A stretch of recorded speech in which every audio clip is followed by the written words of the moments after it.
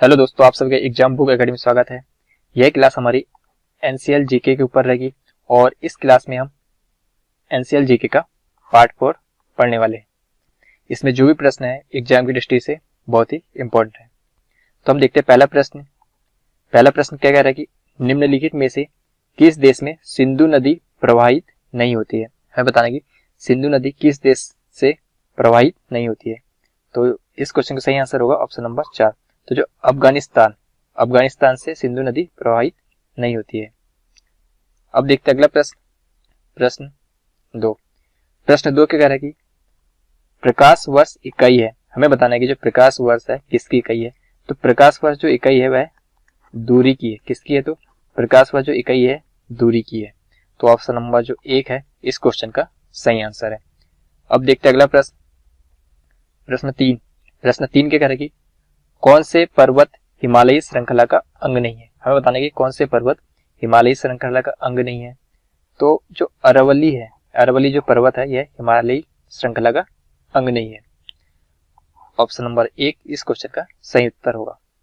अब देखते हैं अगला प्रश्न 4 क्या कह रहा है कि इनपुट का आउटपुट में रूपांतरण किया जाता है। तो किसके द्वारा किया जाता है हमें बताना है। तो इनपुट का जो आउटपुट में रूपांतरण जो किया जाता है वह सीपीयू के द्वारा किया जाता है। किसके द्वारा? तो सीपीयू के द्वारा किया जाता है। तो ऑप्शन नंबर जो 2 है इस क्वेश्चन का सही आंसर है। अब देखते हैं अगला प्रश्न 5 क्या कह रहा है कि हिंद जो है हिंद की जनता के संदर्भ में हिंदू शब्द का प्रथम बार प्रयोग किया। तो हमें बताना है कि हिंदू शब्द का प्रथम बार किसने प्रयोग किया था। तो हिंदू शब्द का प्रथम बार जो प्रयोग किया था अरबों ने किया था। किसने किया था? तो अरबों ने किया था। तो ऑप्शन नंबर जो 4 है इस क्वेश्चन का सही उत्तर होगा। अब देखते हैं हम अगला प्रश्न 6 क्या कह रहा है कि ऊष्मा की इकाई निम्नलिखित में से कौन नहीं है। हमें बताना कि इनमें से ऊष्मा की इकाई कौन नहीं है। तो इसकी अगर बात करें तो जो सेंटीग्रेड है यह ऊष्मा की इकाई नहीं है। बाकी जो 3 है कैलोरी, अर्ग और जूल, ये तीनों ही ऊष्मा की इकाई है। तो हमारा प्रश्न क्या था कि हमारा प्रश्न था कि ऊष्मा की इकाई कौन नहीं है। तो ऊष्मा की इकाई जो है सेंटीग्रेड नहीं है।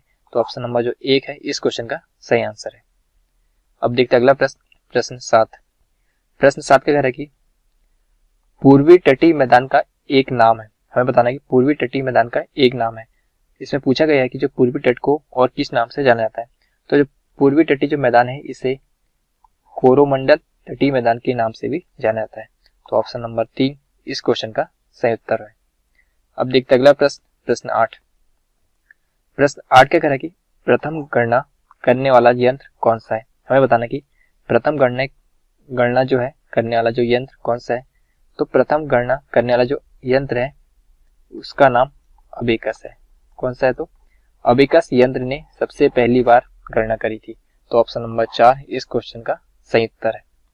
अब देखते अगला प्रश्न 9 क्या कह रहा है कि निम्नलिखित 4 वेदों में से किस एक में जादुई माया और वशीकरण का वर्णन है। हमें बताना है कि किस वेद में जादुई माया और वशीकरण का वर्णन किया गया है। तो जो अर्थोवेद किसमें? तो अर्थोवेद एक ऐसा वेद है जिसमें जादुई माया और वशीकरण का वर्णन किया गया है। तो ऑप्शन नंबर जो 3 है इस क्वेश्चन का सही आंसर है। अब देखते हैं अगला प्रश्न 10 क्या कह रहा है कि ध्वनि की तीव्रता को मापने वाला यंत्र कौन सा है। हमें बताना कि जो ध्वनि है ध्वनि की तीव्रता को मापने वाला यंत्र कौन सा है। तो ध्वनि की तीव्रता को मापने वाला यंत्र ऑडियो मीटर है।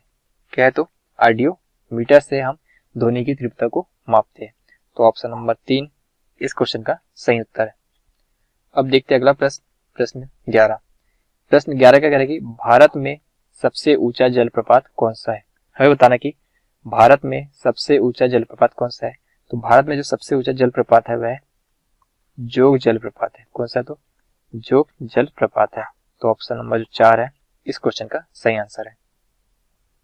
अब देखते हैं अगला प्रश्न 12 क्या कह रहा है कि प्रसिद्ध गायत्री मंत्र कहाँ से लिया गया है। हमें बताना है कि जो गायत्री मंत्र है ये किस वेद से लिया गया है। तो गायत्री मंत्र की बात करते हैं तो गायत्री मंत्र ऋग्वेद से लिया गया है। तो ऑप्शन नंबर 3 इस क्वेश्चन का सही आंसर है। अब देखते हैं अगला प्रश्न, प्रश्न 13। प्रश्न 13 क्या कह रहा है कि गुरुत्वाकर्षण के सार्वभौमिक नियम का प्रतिपादन किसने किया। हमें बताना है कि गुरुत्वाकर्षण के सार्वभौमिक नियम का प्रतिपादन किसने किया। तो गुरुत्वाकर्षण जो नियम था इसे न्यूटन ने दिया है। गुरुत्वाकर्षण नियम किसने दिया, तो न्यूटन ने दिया है। तो ऑप्शन नंबर 1 इस क्वेश्चन का सही आंसर है। अब देखते हैं अगला प्रश्न, प्रश्न 14। प्रश्न 14 क्या कह रहा है कि भारतीय प्रतीक पर उत्कीर्ण सत्यमेव जयते लिखा गया।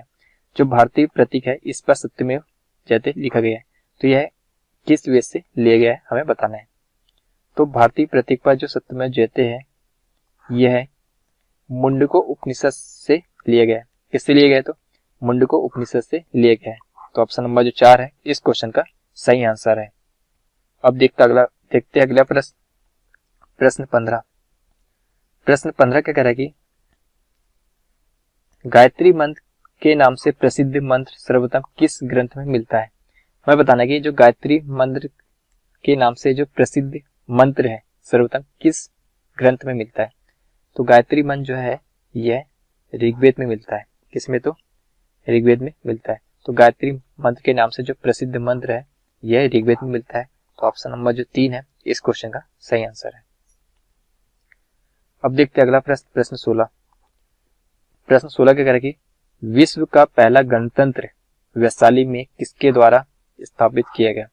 हमें बताना है कि विश्व का जो पहला गणतंत्र है वैशाली में किसके द्वारा स्थापित किया गया। तो विश्व का जो पहला गणतंत्र है वह लिच्छवी द्वारा वैशाली में स्थापित किया गया। तो ऑप्शन नंबर जो 4 है इस क्वेश्चन का सही उत्तर है। अब देखते हैं अगला प्रश्न, प्रश्न 17। प्रश्न 17 क्या कह रहा है कि ऑटोमोबाइल्स के हाइड्रोलिक ब्रेक के कार्य करने का सिद्धांत है। जो ऑटोमोबाइल्स के जो हाइड्रोलिक ब्रेक है यह किस सिद्धांत पर कार्य करता है। तो ऑटोमोबाइल्स के हाइड्रोलिक जो ब्रेक है यह पास्कल के नियम के सिद्धांत पर कार्य करता है। तो ऑप्शन नंबर जो 4 है इस क्वेश्चन का सही आंसर है। अब देखते हैं अगला प्रश्न, प्रश्न 18। प्रश्न 18 क्या कह रहा है कि किस भारतीय राज्य की तटरेखा सबसे लंबी है। हम बताने की किस भारतीय राज्य की तटरेखा सबसे लंबी है। तो जो गुजरात है, गुजरात की जो तटरेखा है वह सबसे लंबी है। तो ऑप्शन नंबर जो 1 है इस क्वेश्चन का सही उत्तर है। अब देखते हैं अगला प्रश्न, प्रश्न 19। प्रश्न 19 क्या कह रहा है कि चार्ल्स बेबेज द्वारा निर्मित एनालिटिकल इंजन कौन सा है। तो इस क्वेश्चन का सही आंसर होगा ऑप्शन नंबर 3। जो मैकेनिकल है यह चार्ल्स बेबेज द्वारा निर्मित एक एनालिटिकल इंजन है। अब देखते हैं अगला प्रश्न, प्रश्न 20। प्रश्न 20 क्या कह रहा है कि गोदावरी नदी के तट पर स्थित महाजनपद था। हमें बताने की गोदावरी नदी के तट पर स्थित महाजनपद कौन सा था। तो गोदावरी नदी के तट पर जो महाजनपद था वह अस्मक महाजनपद था। कौन सा था, तो अस्मक महाजनपद था। तो ऑप्शन नंबर जो 3 है इस क्वेश्चन का सही आंसर है। अब देखते हैं अगला प्रश्न, प्रश्न 21। प्रश्न 21 क्या कह रहा है कि हवाओं की ऊर्जा कैसी होती है। हमें बताना है कि जो हवा है, हवा की जो ऊर्जा होती है कैसी होती है। तो हवा की जो ऊर्जा है वह केवल गतिज ऊर्जा होती है। कैसी होती है, तो गतिज ऊर्जा होती है।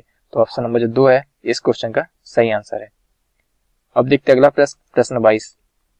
प्रश्न 22 क्या कह रहा है कि भारत में निम्नलिखित में से कौन सा एक प्राचीनतम पर्वत श्रेणी है। हमें बताना है कि भारत में निम्नलिखित में से कौन सा एक प्राचीनतम पर्वत श्रेणी है। तो इस क्वेश्चन का जो राइट आंसर होगा ऑप्शन नंबर 2। जो अरावली जो पर्वत श्रेणी है यह भारत की सबसे प्राचीन पर्वत श्रेणी है। अब देखते हैं अगला प्रश्न, प्रश्न 23। प्रश्न 23 क्या कह रहा है कि प्राचीन भारत में योद्धा कौन थे। हमें बताना है कि प्राचीन भारत में योद्धा कौन थे। तो प्राचीन भारत में जो योद्धा थे एक गणतांत्रिक जनजाति थे। तो प्राचीन भारत में जो योद्धा थे वह एक गणतंत्र जनजाति थे। तो ऑप्शन नंबर 3 इस क्वेश्चन का सही आंसर है। अब देखते हैं अगला प्रश्न, प्रश्न 24। प्रश्न 24 क्या कह रहा है कि मृदा में जल तनाव मापने के लिए जाने वाले यंत्र को क्या कहा जाता है। तो मृदा में जल तनाव मापने के लिए कौन सा यंत्र उपयोग में लाया जाता है। तो इस क्वेश्चन का राइट आंसर होगा ऑप्शन नंबर 4, तनाव मापी। तो हम तनाव मापी के द्वारा मृदा में जो जल तनाव होते हैं उसको नापते हैं। अब देखते हैं अगला प्रश्न, प्रश्न 25। प्रश्न 25 क्या कह रहा है कि चंद्रगुप्त मौर्य का पुत्र कौन था। हमें बताना कि जो चंद्रगुप्त मौर्य था इसका पुत्र कौन था। तो चंद्रगुप्त मौर्य का पुत्र बिंदुसार था। कौन था? तो बिंदुसार था। तो ऑप्शन नंबर जो 1 है इस क्वेश्चन का सही आंसर है। तो यह था हमारा एनसीएल जीके का पार्ट 5। इसमें हमने 25 इंपॉर्टेंट प्रश्न देखे। यदि यह क्लास आपको पसंद आई तो इस चैनल को सब्सक्राइब करें।